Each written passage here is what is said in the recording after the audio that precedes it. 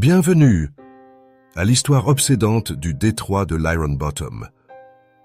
Une étendue d'océan si trompeusement calme, portant pourtant sous sa surface l'un des plus grands cimetières de guerre. Croyez-vous aux fantômes?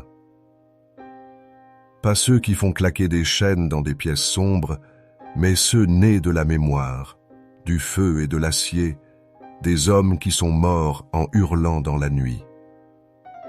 Croyez-vous vraiment que les esprits de la Seconde Guerre mondiale dérivent encore sous ces eaux? Que les âmes des marins, à jamais enchaînées à leurs navires brisés, rôdent encore dans les sombres couloirs de rouille et de corail? Ici, aux îles Salomon, l'histoire ne s'est pas simplement déroulée. Elle a saigné dans la mer. Les eaux autour de Guadalcanal sont devenues l'arène de l'une des luttes les plus féroces de la guerre du Pacifique. À l'aube du 9 août 1942, le fond de l'océan réclamait déjà sa première moisson de croiseurs et de destroyers. Et le compte ne s'est pas arrêté. Bataille après bataille, vague après vague, les flottes d'Amérique, d'Australie et du Japon se sont affrontées avec une fureur désespérée. À la fin de la guerre, tant de navires gisaient brisés ici que les marins donnèrent à ces eaux un nom à la fois respectueux et sinistre, le détroit de l'Iron Bottom. Mais c'est plus que de l'histoire. Les plongeurs parlent de murmures dans les profondeurs. Les habitants racontent des lumières étranges se déplaçant entre les épaves.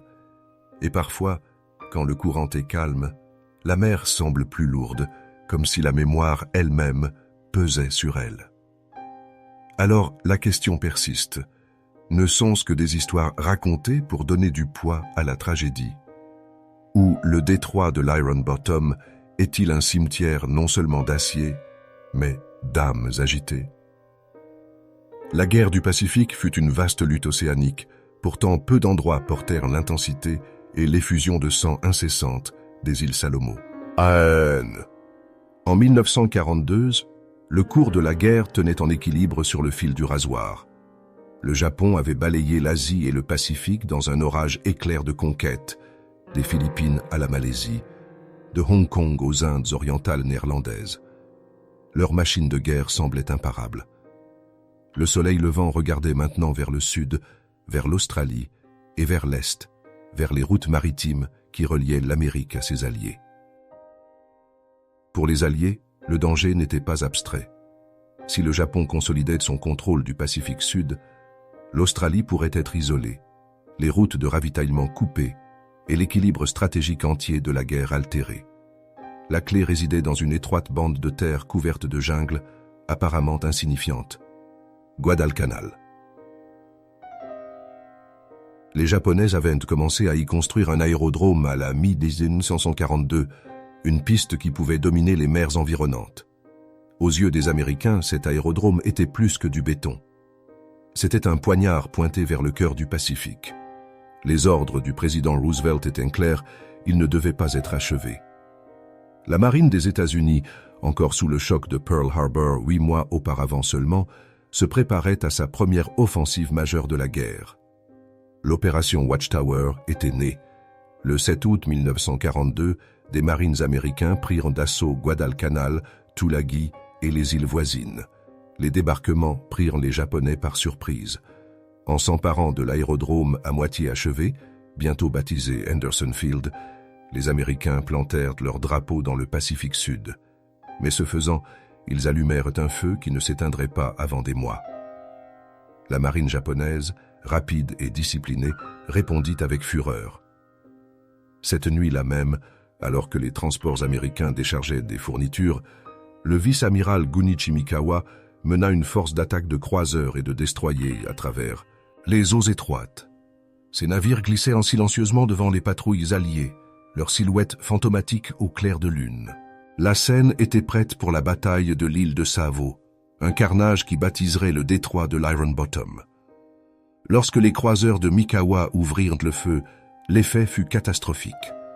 Les croiseurs alliés Canberra, Astoria, Quincy et Vincennes furent mis en pièces en quelques minutes.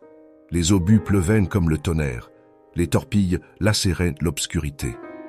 Les marins furent incinérés dans des boules de feu, projetés dans des eaux recouvertes de pétrole, entraînés par le métal tordu. À l'aube, 4 croiseurs lourds gisaient au fond, et plus d'1 millier de marins alliés étaient morts. Les Américains appelèrent cela un désastre. Les Japonais appelèrent cela une victoire. Mais le détroit de l'Iron Bottom appela cela autre chose. Son commencement. À partir de cette nuit-là, les eaux autour de Guadalcanal devinrent un défi d'acier. Renforts, convois de ravitaillement, groupes de bombardement, tous passèrent par le détroit. Chaque camp connaissait les risques, mais aucun ne pouvait se permettre de céder. L'affrontement n'était pas seulement une question de navires et de canons. C'était une question de stratégie, de culture et de volonté. La doctrine japonaise mettait l'accent sur le combat de nuit, avec des torpilles à longue portée mortelles et des équipages entraînés à la perfection au combat rapproché. Les Alliés, en particulier les Américains, apprenaient encore.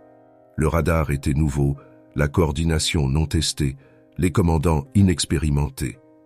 Maintes et maintes fois, les forces japonaises traversèrent les lignes américaines, tendant des embuscades aux destroyers, transformant les croiseurs en épaves. Mais la guerre n'est pas statique. Chaque bataille, aussi sanglante soit-elle, apportait des leçons. Les équipages américains devinrent plus vifs, les opérateurs radars plus expérimentés, les amiraux plus audacieux. Lentement, douloureusement, l'équilibre commença à basculer. En novembre 1942, la lutte pour Guadalcanal était devenue une épopée d'endurance. Les 2 camps déversèrent hommes et machines dans le chaudron. Des convois de ravitaillement bravèrent les eaux à la faveur de l'obscurité, leurs coques chargées de nourriture, de munitions et de carburant. Les Japonais envoyèrent leur tristement célèbre Tokyo Express, des colonnes de destroyers dévalant le slot pour renforcer leur garnison. Les Alliés ripostèrent avec toutes les escortes qu'ils purent rassembler. Chaque passage risquait l'anéantissement. Chaque traversée ajoutait une autre épave au fond de l'Iron Bottom. Pensez-y, sous les vagues, couche après couche d'histoire s'est déposée en acier. La coque de l'USS Hornet, fier porte-avions perdu après Santa Cruz. Le cuirassé japonais Hiei, autrefois forteresse flottante, maintenant tordu et silencieux. Des destroyers comme le Cushing, le Lafay, le Yudachi, l'Ayanami. Des noms autrefois criés avec peur ou fierté, maintenant murmurés seulement par la mer. Et avec eux, les hommes. Des milliers ont sombré dans ces eaux, piégés dans des cercueils d'acier, brûlés dans des feux de pétrole, ou entraînés par le poids aspirant de leurs navires. Le détroit est devenu plus qu'un champ de bataille. Il est devenu un mausolée. Pourtant, dans cette lutte, l'ironie abondait. Les victoires étaient coûteuses, les défaites parfois pyrrhiques. Les nuits où les canonniers japonais déchiquetaient les croiseurs américains, leur propre ligne de ravitaillement dépérissait toujours. Les matins où les forces américaines revendiquaient le triomphe, elles se retrouvaient entourées d'épaves, comptant les corps. Chaque gain terrestre ou maritime semblait acheté à un prix trop lourd à supporter. Qu'est-ce que ces eaux avaient pour exiger tant de sang? Était-ce une simple géographie, un goulot d'étranglement étroit de nécessité stratégique, ou quelque chose de plus profond, comme si la mer elle-même avait soif de sacrifice? Alors que la campagne s'éternisait, les marins commencèrent à parler du détroit avec admiration, peur et résignation. Iron Bottom n'était pas un nom officiel. C'était une création de ceux qui y naviguaient, de ceux qui regardaient dans l'eau noire et y voyaient le reflet de leur propre mortalité. Ils plaisantaient macabrement, mais sous l'humour se cachait la terreur. Traverser le détroit, c'était jouer avec le destin. Survivre, c'était emprunter du temps. En février 1943, après des mois de combats acharnés, le Japon ne put plus maintenir son emprise. La marine impériale, malmenée et exsangue, se retira. Guadalcanal fut déclaré sécurisé. Pour les Alliés, ce fut un tournant. la première victoire offensive majeure contre le Japon, un signe que le cours de la guerre pouvait être inversé. Mais la mer garda ses secrets. Sous la surface calme gisait un cimetière de plus de 50 navires et d'innombrables avions. Les ossements de milliers de marins y reposaient, se mêlant au corail, à la rouille et au silence. Le détroit de l'Iron Bottom avait gagné son nom. Et pourtant, les questions persistent. Ces hommes, arrachés si violemment à la vie, ont-ils trouvé la paix sous les vagues? Ou leurs esprits s'attardent-ils, liés aux navires qui les ont emportés, voix perdues dans les courants, attendant d'être entendus? Les chiffres et les dates peuvent mesurer la guerre, mais ils ne peuvent en capturer l'âme. Pour comprendre le détroit de l'Iron Bottom, nous devons laisser les cartes des amiraux et les mouvements des flottes et descendre dans l'expérience vécue des hommes qui y ont combattu, saigné et péri. Pour eux, cette étendue d'océan n'était pas simplement stratégique, c'était un cauchemar vivant, un tête respirant. Imaginez être un marin de 19 ans, à peine entraîné, envoyé du Kansas ou de Melbourne, soudainement projeté dans l'obscurité d'une nuit du Pacifique. L'air lourd d'humidité, l'odeur de sel et d'huile collant à vos vêtements, votre navire tremblant sous vos pieds tandis que les moteurs vrombissaient comme si le métal lui-même savait qu'il se dirigeait vers le danger. Autour de vous, des centaines d'autres tout aussi jeunes, tout aussi effrayés, cachant leur peur derrière des cigarettes et un humour noir. Puis, l'éclair soudain. La première salve ennemie. La mer qui s'embrase. L'explosion si forte qu'elle fait vibrer les eaux, si aveuglante qu'elle dérobe la nuit à vos yeux. En quelques secondes, le chaos consume l'ordre. Les hommes hurlent des ordres qui s'évanouissent dans le tonnerre. Les obus déchirent de l'acier, ouvrant des compartiments comme du papier.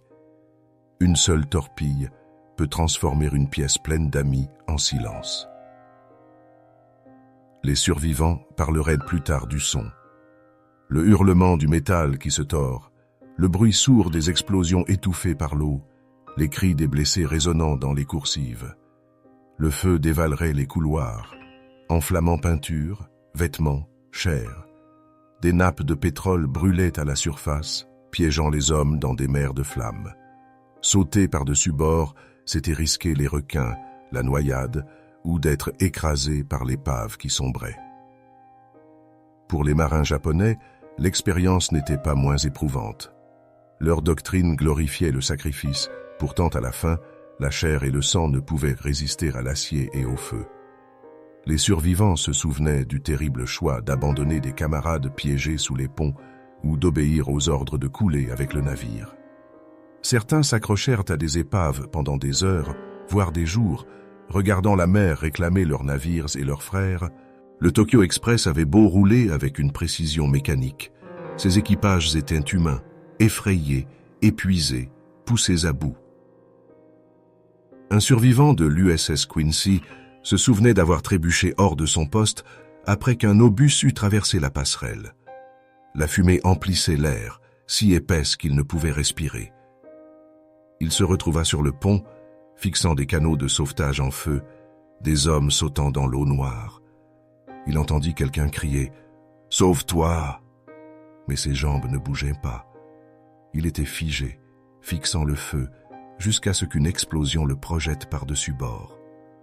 Dans l'eau, le pétrole lui recouvrait le visage, l'étouffant. Autour de lui, des voix montaient et descendaient, cris, prières, malédictions, jusqu'à ce que, une par une, elles se taisent. Et pourtant, au milieu de l'horreur, des moments d'humanité troublante scintillaient. Les marins américains tiraient parfois des survivants japonais de la mer, malgré les ordres, malgré la haine. D'autres nuits, des destroyers japonais éclairaient les épaves de navires américains, leurs projecteurs projetant des faisceaux étranges sur l'eau, non pas pour secourir, mais pour confirmer le naufrage. Pourtant, ces faisceaux gravaient dans la mémoire la vue d'hommes s'accrochant aux débris, des hommes qui ne reverraient jamais leur foyer.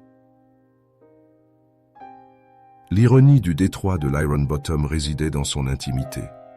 Ce n'étaient pas des batailles lointaines menées par des machines anonymes. C'étaient des bagarres dans l'obscurité, à des portées si proches que les équipages pouvaient voir les visages de l'ennemi, entendre leurs canons tirer, même sentir la cordite dérivant de leurs ponts.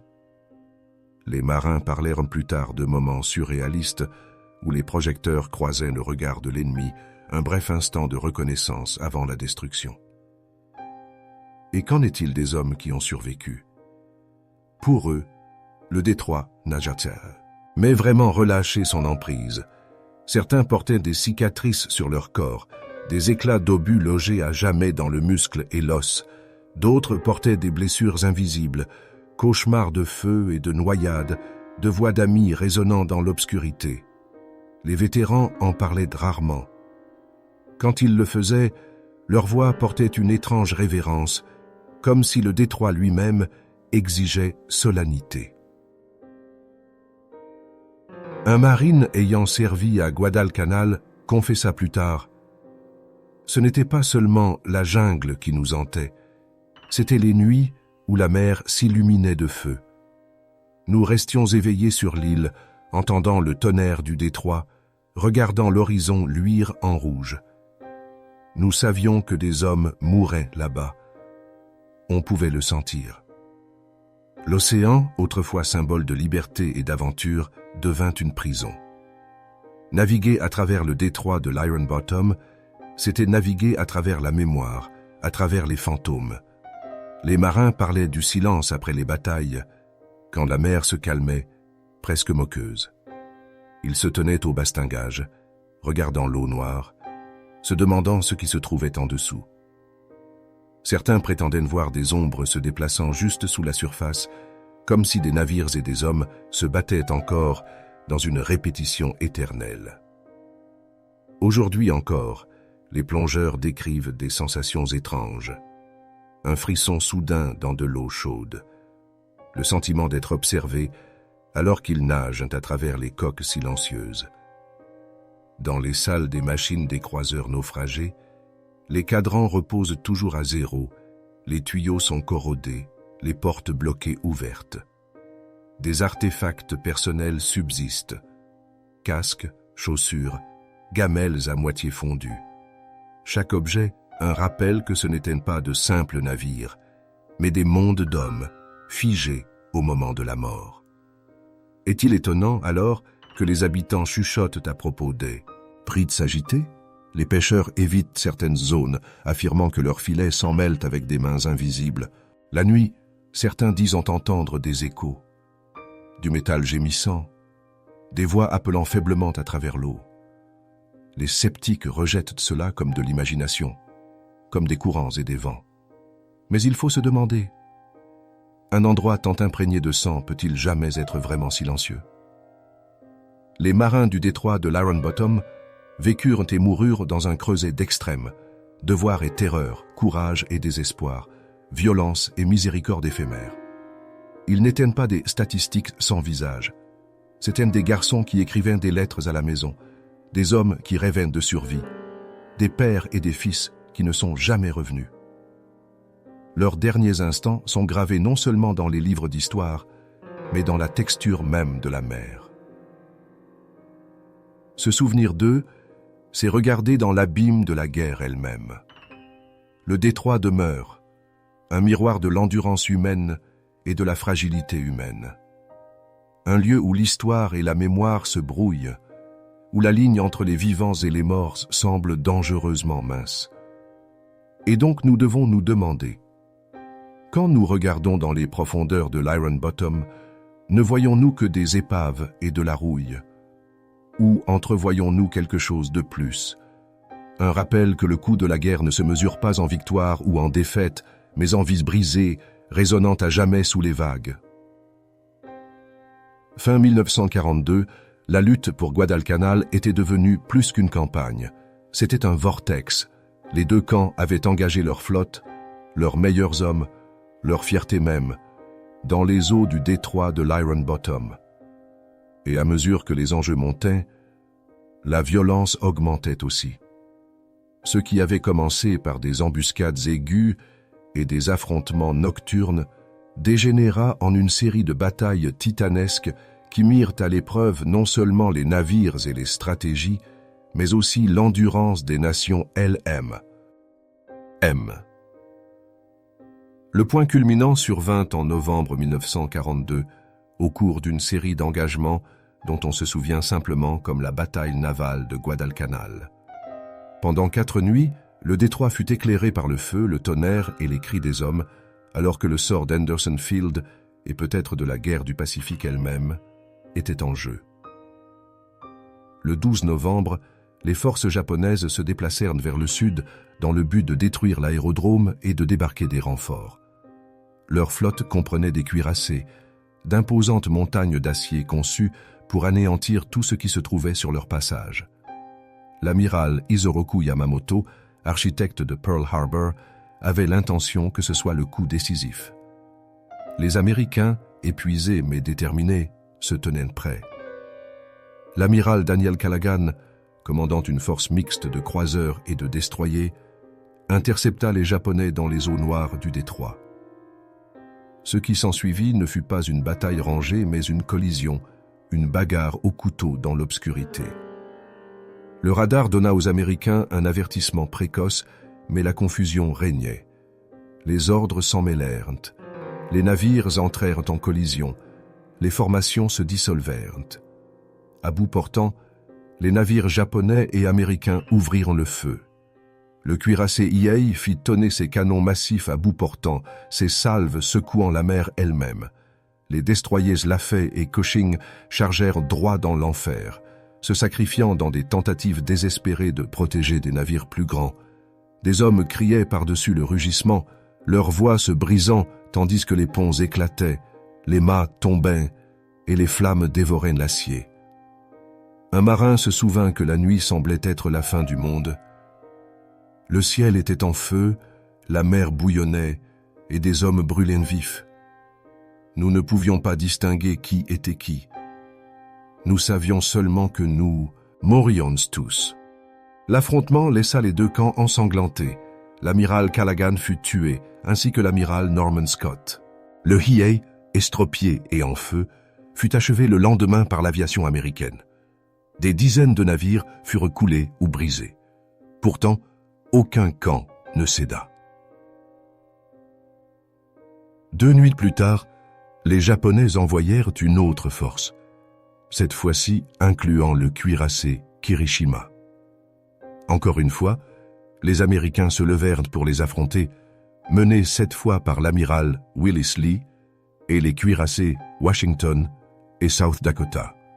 Dans l'obscurité, le radar dirigea les canons du Washington avec une précision mortelle.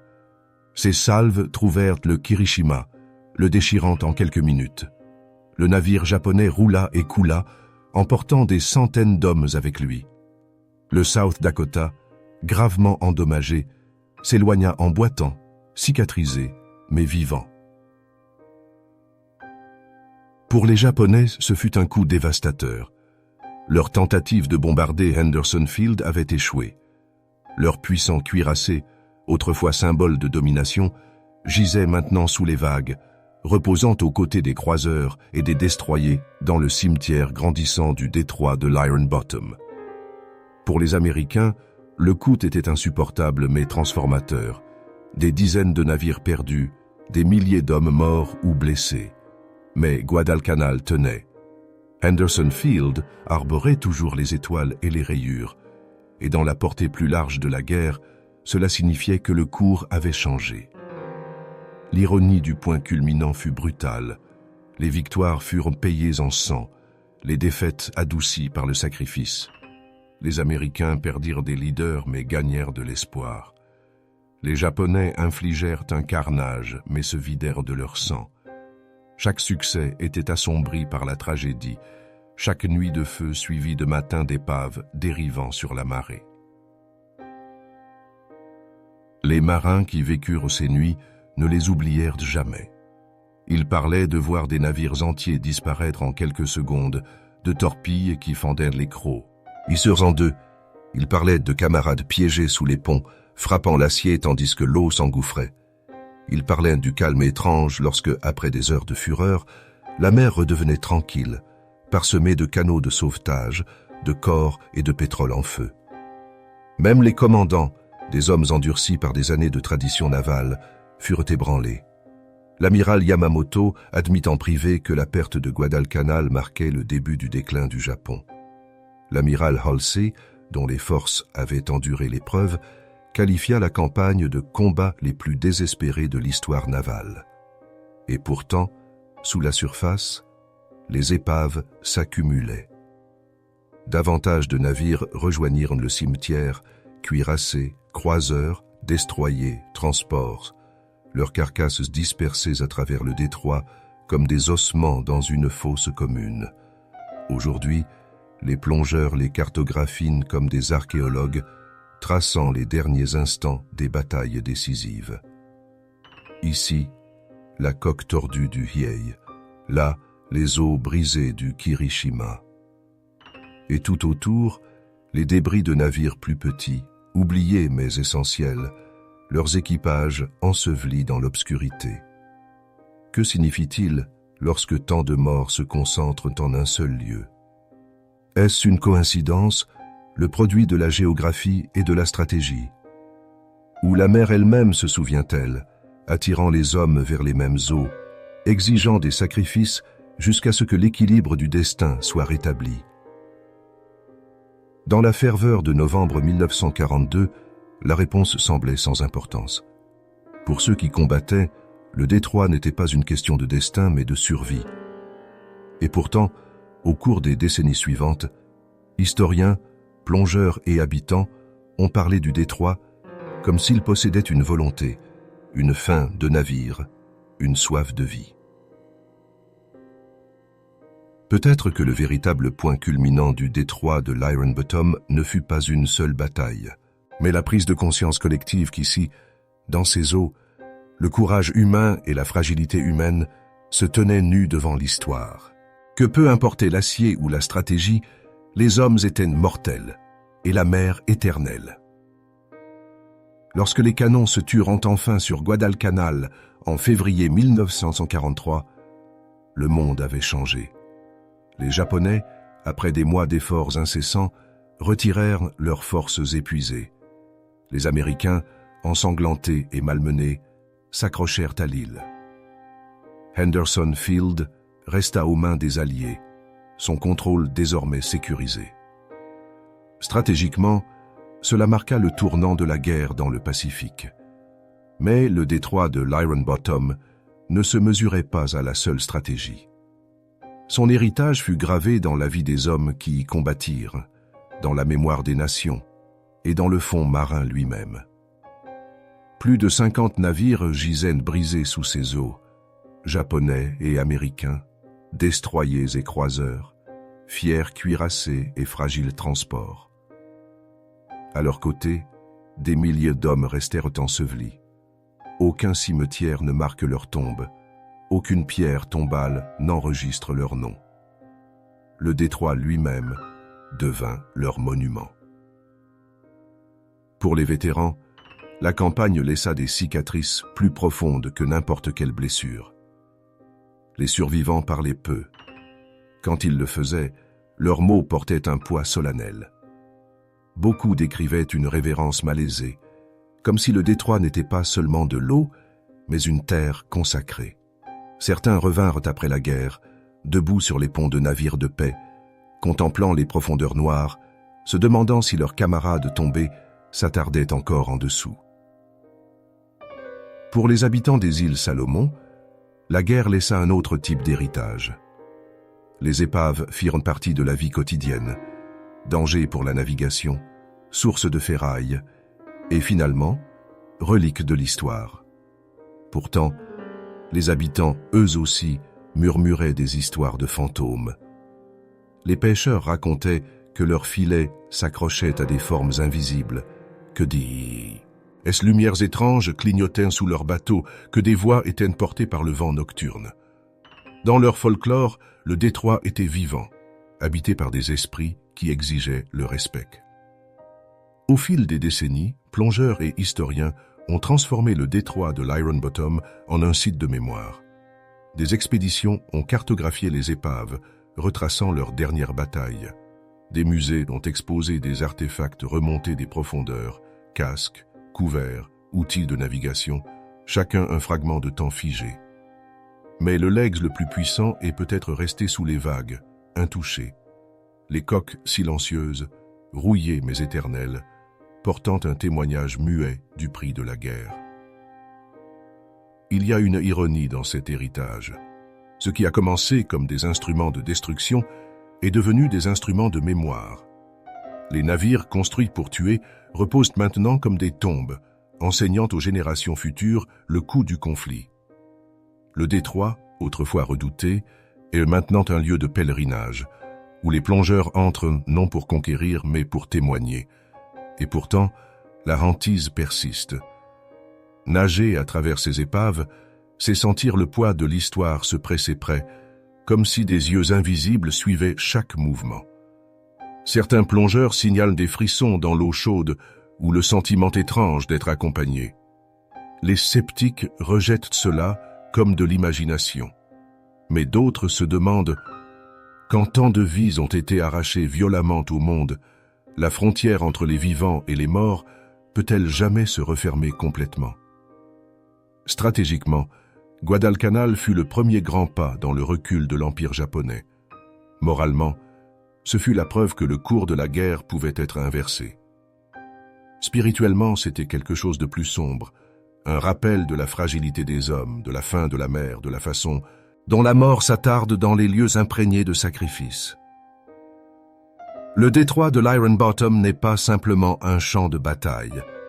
C'est un sanctuaire, un lieu où la mémoire refuse de sombrer, où l'histoire refait surface en murmures et en ombres.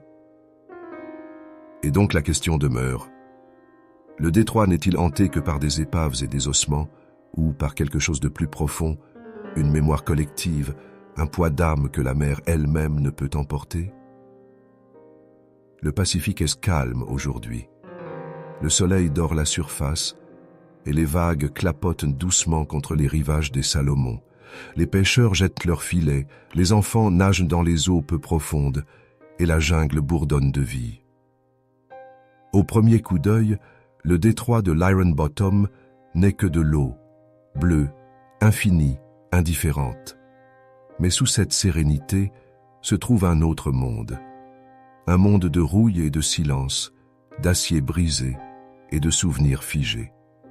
Les épaves de plus de 50 navires reposent toujours là, drapées de corail, gardées par des ombres. Dans leurs coques tordues, des chaussures sont restées là où des hommes se tenaient autrefois, des casques reposent là où des têtes s'inclinaient, des tasses à moitié fondues gisent abandonnées, comme si elles attendaient d'être ramassées à nouveau. Le temps ne les a pas effacées. La mer ne les a pas pardonnées. Elles perdurent, comme si le détroit lui-même refusait d'oublier. La guerre est finie depuis plus de 80 ans, pourtant le détroit semble inachevé, comme si l'histoire s'y déroulait encore, juste sous la surface.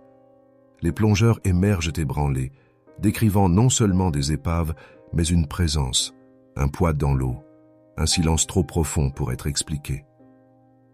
Les habitants chuchotent encore des lumières sous les vagues, des voix portées par le vent. Certains rejettent ces récits comme des mythes. D'autres acquiescent en connaissance de cause, comme si certaines vérités ne pouvaient être écrites dans des livres, mais seulement ressenties dans la moelle. Peut-être est-ce là la leçon fina, le du détroit de l'Iron Bottom, que la guerre ne se termine pas avec les traités. Elle persiste dans la mémoire, dans les cicatrices, dans les lieux où des vies ont été arrachées. Les hommes qui sont morts ici n'étaient pas seulement des marins de marine d'acier, c'étaient des fils, des frères, des pères. Leurs rires résonnaient autrefois sur les ponts. Leurs espoirs remplissaient autrefois des lettres jamais postées. Leur sacrifice n'était pas seulement stratégique, pas seulement historique. Il était humain. Et ainsi, le détroit est plus qu'un champ de bataille. C'est une tombe, un sanctuaire, un rappel. Alors, que voyons-nous quand nous regardons dans ces profondeurs? Ne voyons-nous que des coques rouillées, l'archéologie de la destruction? Ou entrevoyons-nous quelque chose de plus grand, les fantômes d'une génération, observant encore, avertissant encore? La question persiste, lourde comme la mer. Pourquoi les morts hantent-ils encore ces eaux? Si cette histoire vous a ému, si vous aussi, vous sentez le poids du détroit de l'Iron Bottom peser sur la mémoire, alors transmettez-la. Partagez-la, souvenez-vous-en. Faites connaître aux autres les vies ensevelies sous les vagues.